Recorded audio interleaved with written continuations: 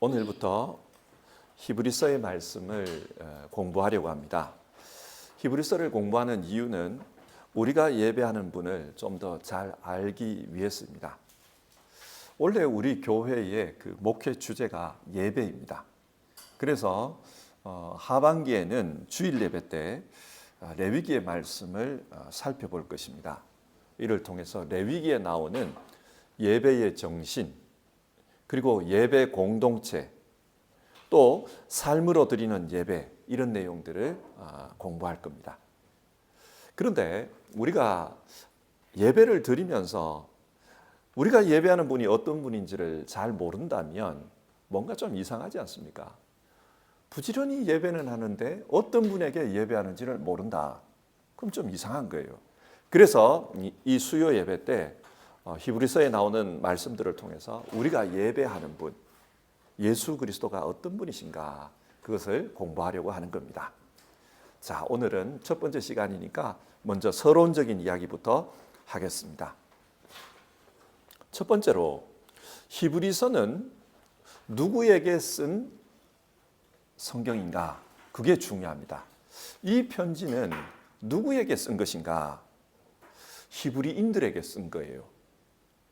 그렇게 볼 근거가 어디에 있나? 이 히브리서를 보면은 구약 성경의 내용들이 많이 소개되고 있습니다. 뭔가 설명을 하는데 구약 성경 내용을 근거해서 설명을 합니다. 그리고 구약 성경의 내용들을 직접적으로 인용도 많이 합니다. 그러므로 이 글을 쓴 사람은 구약을 잘 아는 사람이에요. 뿐만 아니라 이 글을 읽는 사람들도 구약 성경을 잘 아는 사람들이에요. 그래야만 이걸 이해할 수 있습니다. 그렇기 때문에 이 히브리서는 글을 쓴 사람도 글을 읽는 사람도 히브리인이 아닌가 그렇게 추정합니다. 그래서 이 책의 이름을 히브리서 이렇게 붙여놓은 거예요. 두 번째로 우리가 생각해 볼 문제는 누가 썼느냐라는 겁니다. 이 히브리서는 누가 썼을까? 이 히브리서를 원어로 읽으면 헬라어로 기록이 되어 있습니다. 그리고 이 헬라어 수준이 굉장히 세련된 문체예요. 우리도 그렇잖아요. 길거리에 이렇게 지나가는 외국인들이 참 많잖아요. 특별히 그런 것 같아요. 베를린은 너무 많은 것 같아요.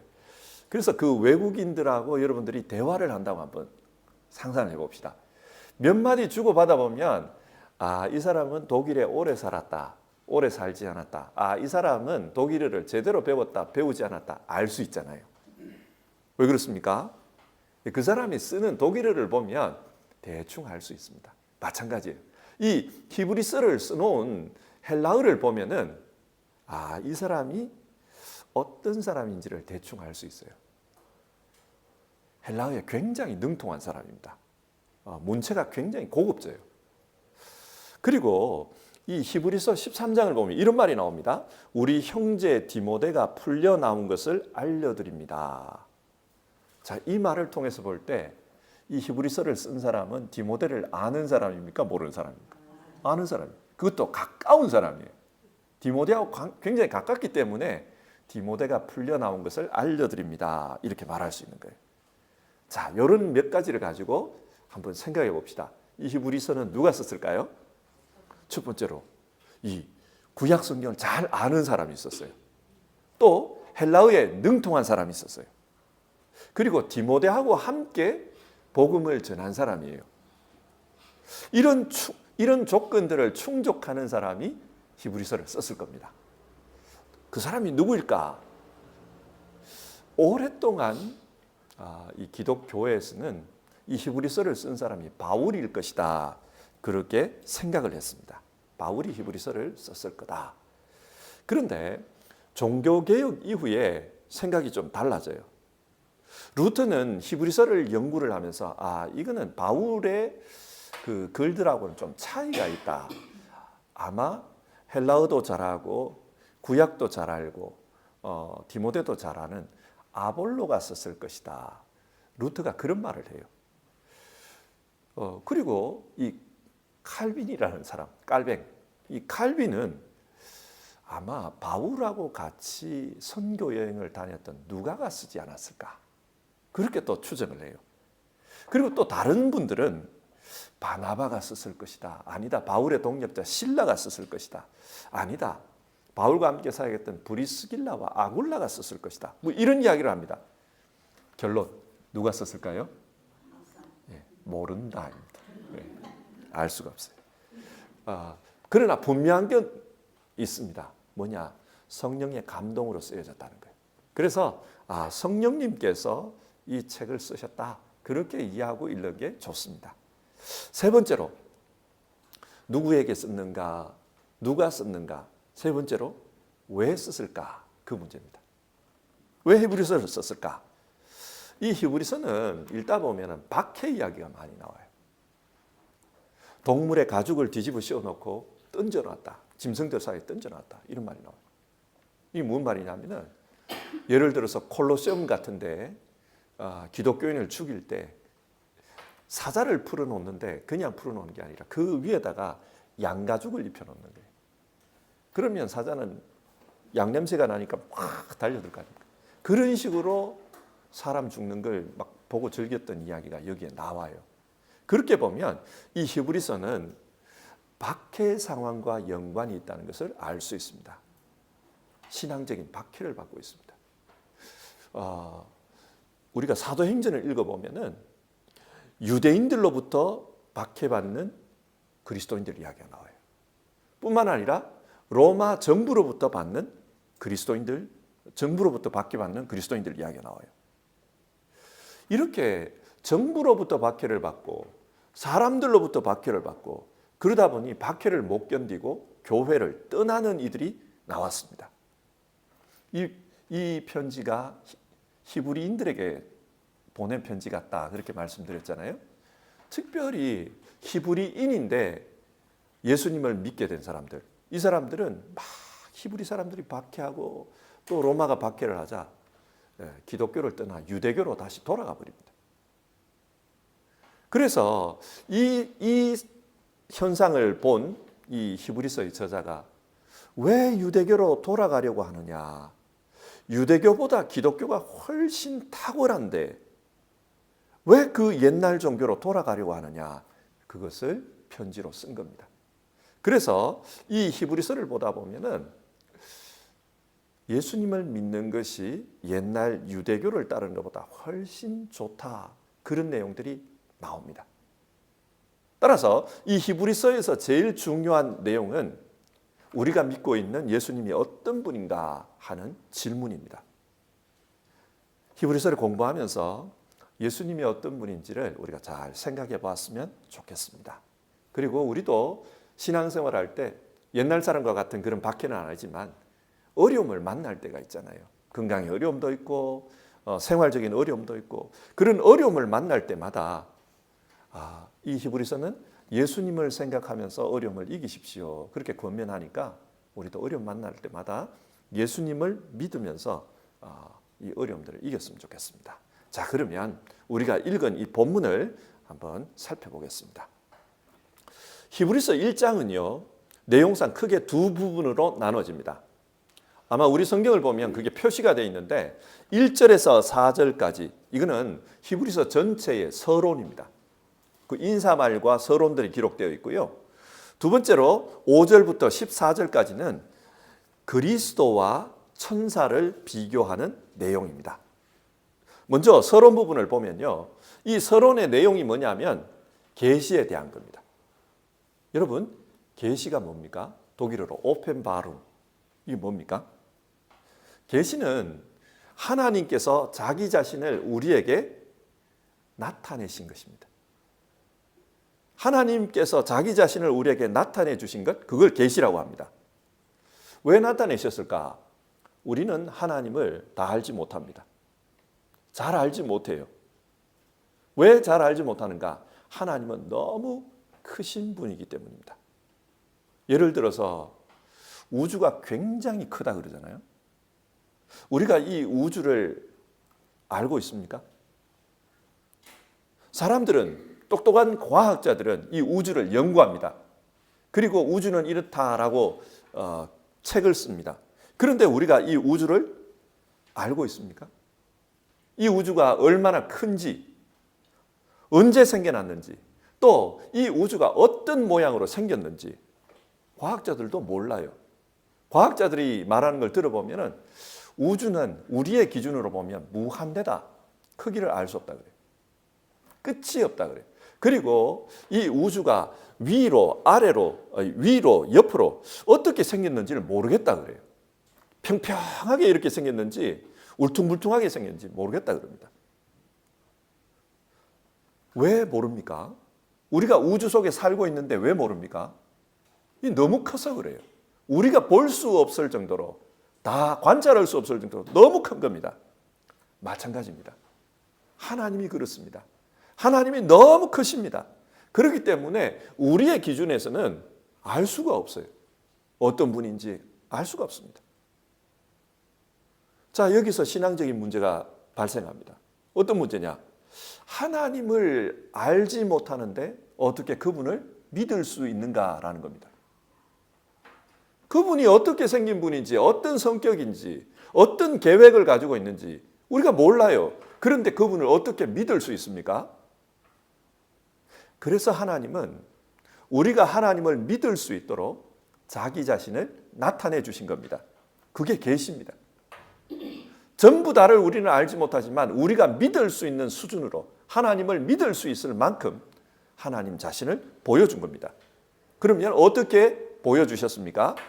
이 서론을 보면 구약 시대에는 예언자들을 통해서 하나님께서 자기 말씀을 전해줬다고 합니다. 그러나 마지막 때에는 아들을 통해서 자기 자신을 보여주신다. 그렇게 말합니다. 예수님이 하나님의 계시라는 말입니다.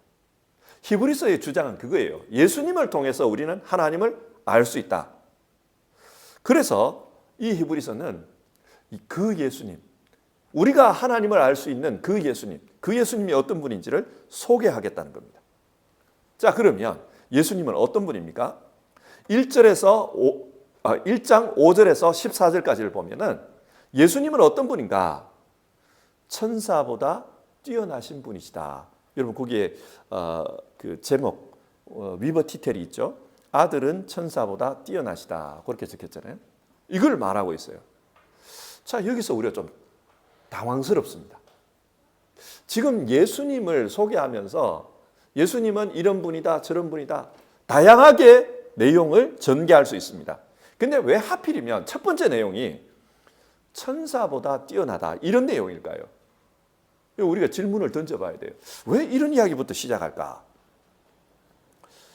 히브리서를 연구하시는 분들에 따르면은 아마 이 히브리서가 그 소아시아 지역에서 읽혀지지 않았을까 그렇게 추정을 하거든요. 왜냐하면 디모데 이야기가 나오잖아요. 디모데가 석방되었다. 근데 디모데가 활동한 데가 그쪽이잖아요.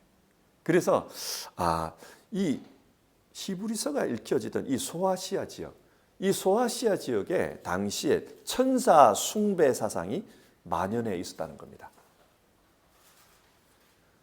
사람들이 천사를 신처럼 모셨어요. 이건 좀 다른데 언젠가 제가 그 여행 다큐멘터리를 보다가 아르메니아 지역을 그 여행하시는 분 이야기를 봤어요. 어느 집에 갔는데 그 집에 천사를 숭배하는 제단이 있더라고요. 우리로 치면 장롱 같은데요. 그 잠자리 그 이부자리 같은 걸 해놓으면 거기에 천사가 임한다 이런 생각하나 봐요. 그래서 거기에 제단을 만들어 놓고 천사를 숭배하더라고요. 여하튼 그 당시에 이 소아시아에 천사를 숭배하는 이런 신앙이 만연해 있었습니다. 그리고 그 지중해 주변에 헬라어를 쓰는 지역에서 이런 이야기들을 했어요. 그리스도가 누구신가? 그리스도는 천사다. 그렇게 주장하는 사람들이 있었습니다. 그래서 히브리서는 지금 그리스도는 천사가 아니라 천사보다 뛰어나신 분이다. 그걸 말하고 있는 겁니다. 좀 더 보죠. 왜 천사 이야기를 하는가?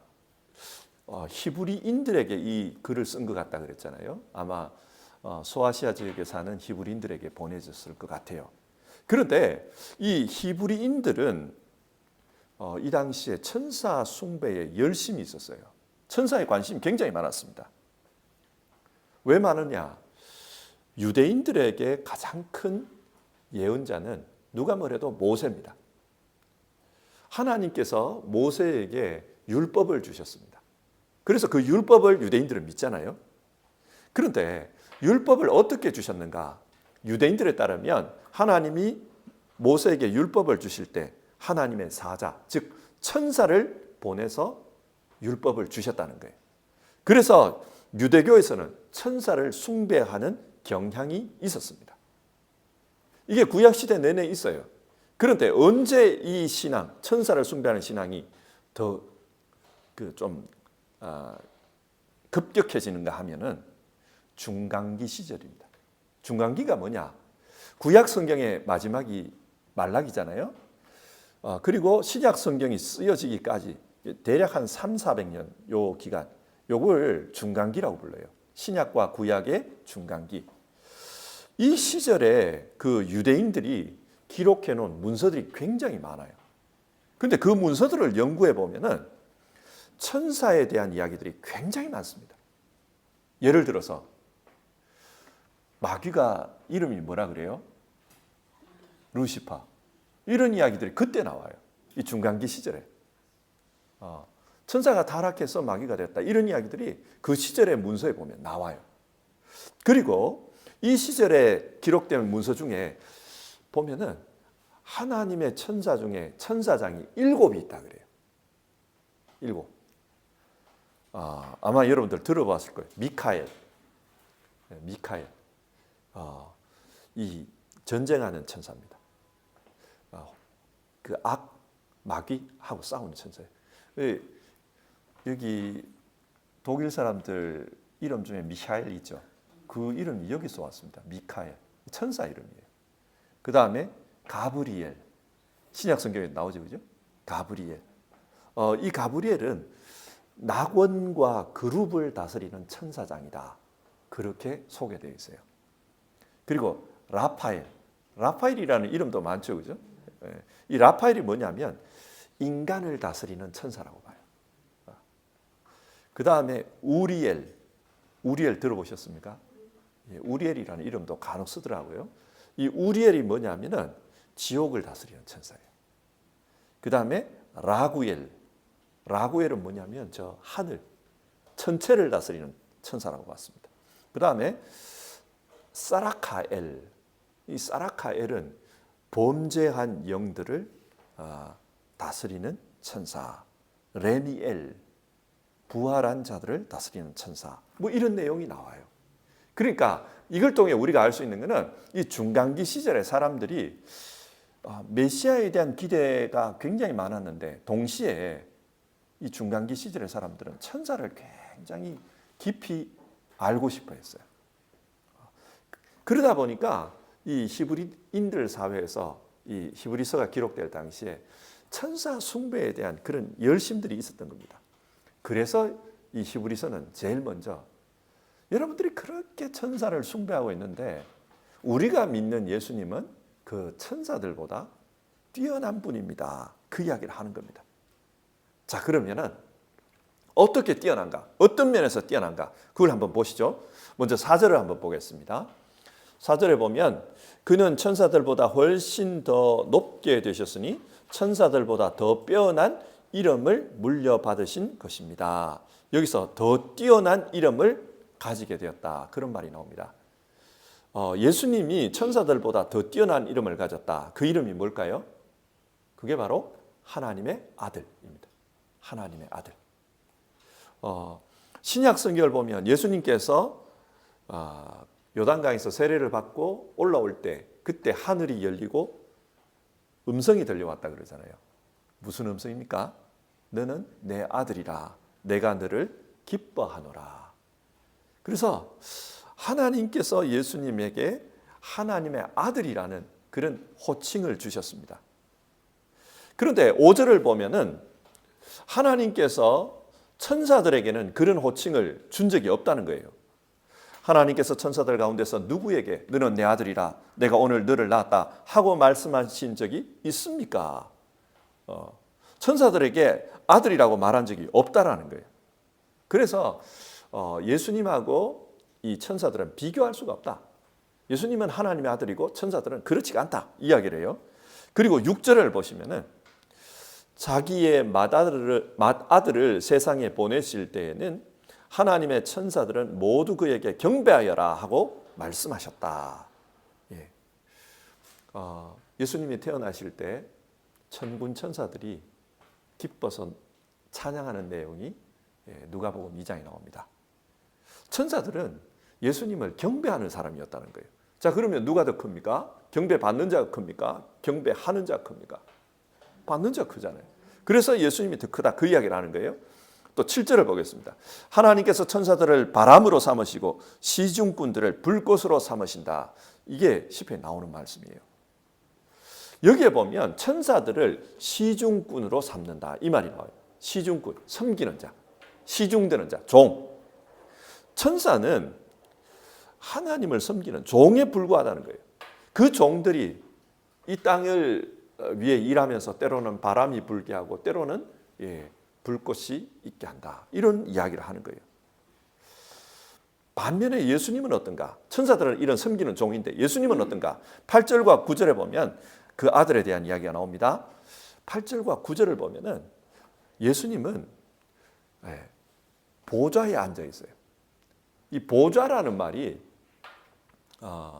그 헬라어로 보면은 로마 황제가 앉아 있는 자리를 가리켜요. 로마 황제가 재판할 때, 다스릴 때, 아마 뭐 여러분들 로마에 가서 이렇게 관광하시다 보면 황제가 앉아가지고 막 이렇게 있는 장면 나오잖아요. 그 앉아 있는 자리, 그게 보좌입니다. 그냥 의자가 아니고 이거는 우리 한국식으로 말하면 용좌입니다. 용좌, 왕만이 앉는 자리. 그래서 보좌에 앉아 있었다 이 말은 하나님께서 예수님을 통치자로 주권자로 세웠다는 겁니다. 그래서 주권자로 세웠기 때문에 그 8절 보면 공의의 막대기를 주셨다 이 말이 나와요. 공의의 막대기라는 말이 이게 통치자의 홀을 가리킵니다. 홀, 지팡이, 통치하는 지팡이 그걸 말해요. 천사들은 위에서 시종꾼이라 그랬어요. 시중꾼, 시중드는 사람. 그런데 예수님은 어떤 분인가? 그 보좌에 앉아서 다스리는 분이라는 거예요. 그러니까 이 비교가 안 된다는 거예요.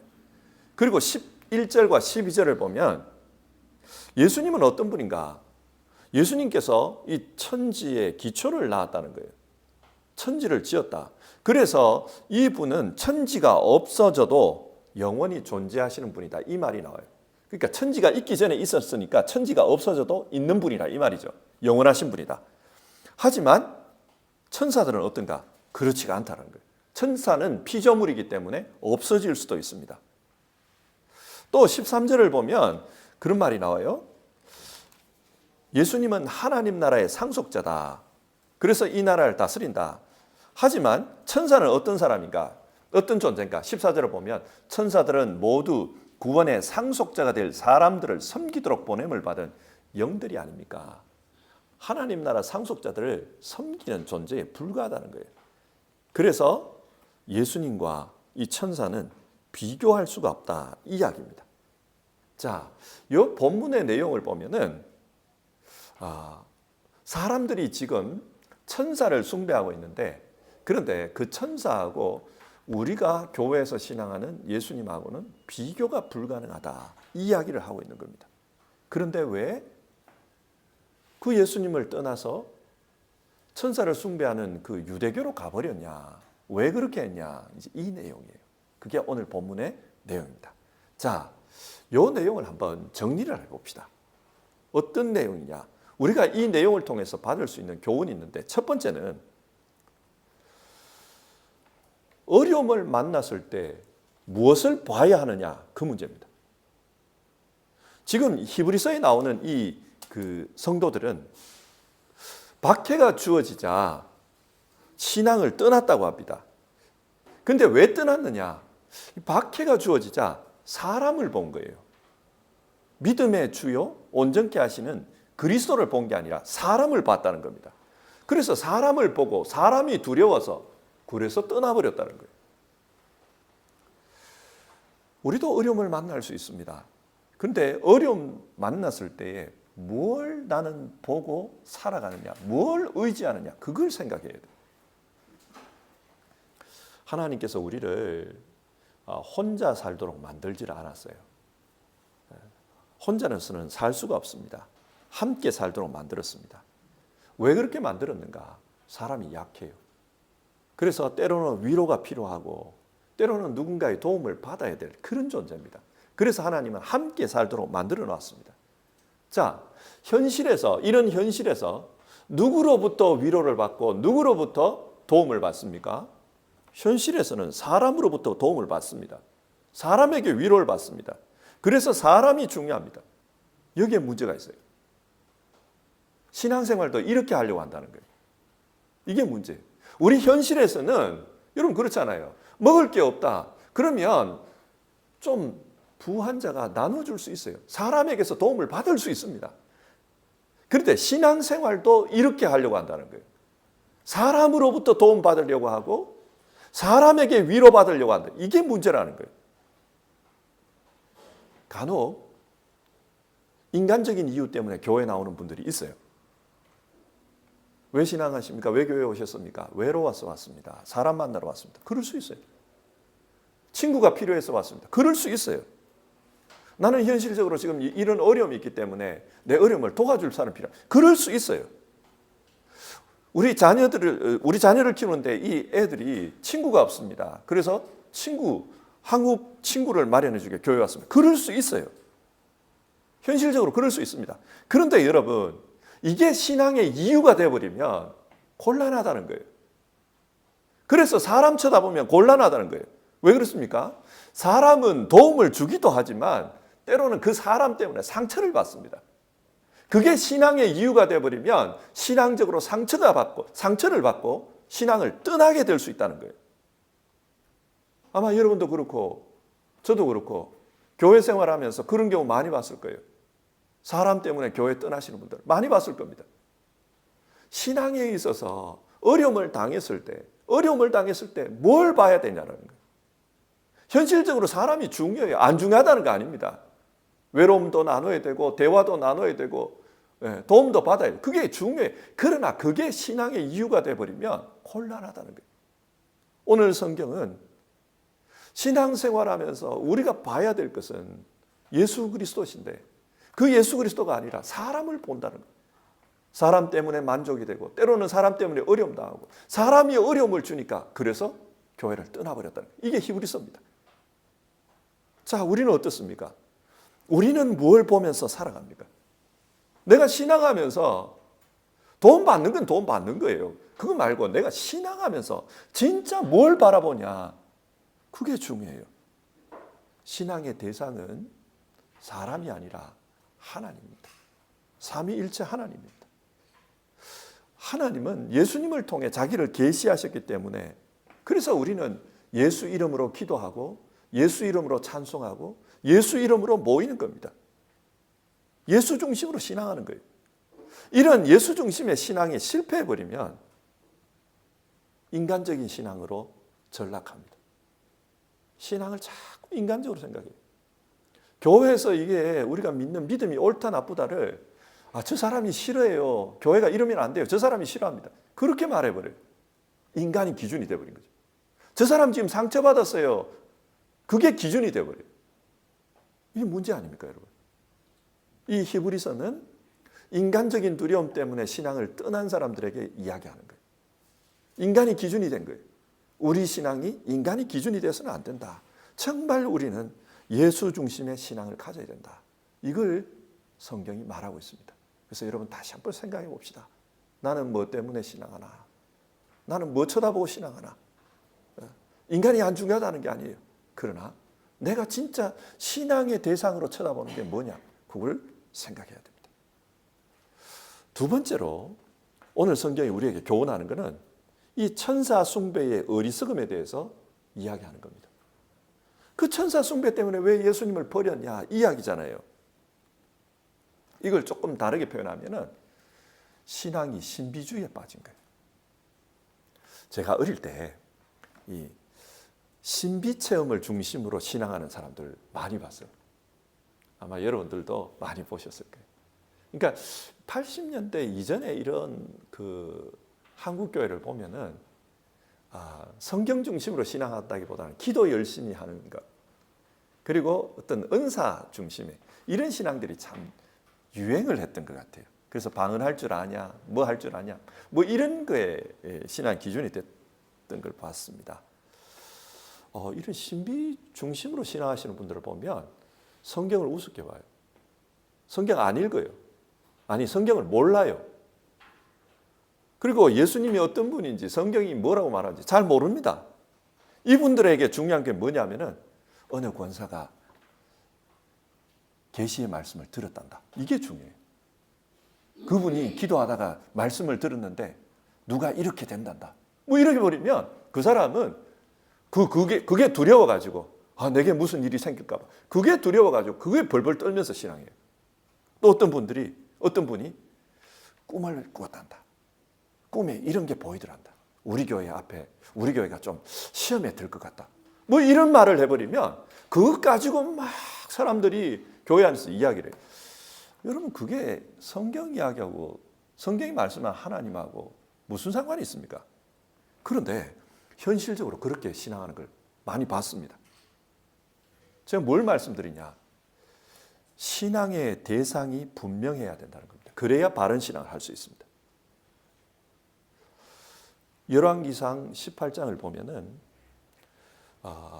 엘리야가 갈멜산에서 바알 선지자 450명과 영적 싸움을 하는 이야기가 나옵니다.